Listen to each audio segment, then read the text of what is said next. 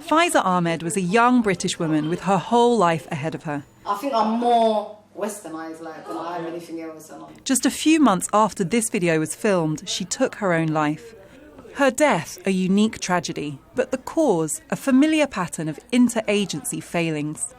My sister ran to her neighbour to tell her that she'd been raped by someone that she knew.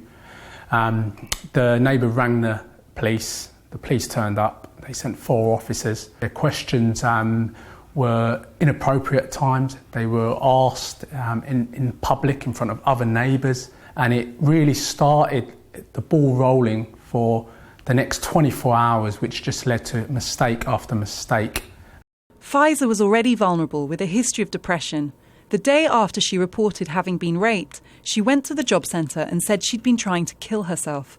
She was sent home and then called an ambulance. The police service and the London Ambulance Service decided it was fine to leave a 31-year-old vulnerable female suffering with depression who'd alleged a serious sexual assault the day before. They felt it was fine to leave her alone, and that led to her taking her own life less than an hour later. Now an inquest has said that all 3 agencies, the Department for Work and Pensions, the Metropolitan Police and the London Ambulance Service, all missed chances to help Faiza, contributing to her death. Originally from Somalia, Faiza had fully integrated into British society. It's a bit like London. People are all different. Everyone dresses different. Everyone talks different. If we were all the same, it would be really boring.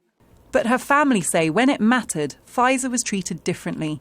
They're adamant that prejudice was stacked up against her in almost every way. She was a black woman, a rape victim, a Muslim, living in a deprived area. The Metropolitan Police Service, even now, since the Stephen Lawrence inquiry, all these years later, are still institutionally racist. I work with the Metropolitan Police Service on a daily basis as a firefighter. I think the question people should ask themselves is, would this have happened to some young white female in central London somewhere? And I think the answer, if you're honest with yourself, is no. The jury did not reach any findings on institutional racism. But all those who missed chances to help Faiza will now be asked to report back on how they can prevent a similar tragedy from happening again. Afua Hirsch, Sky News.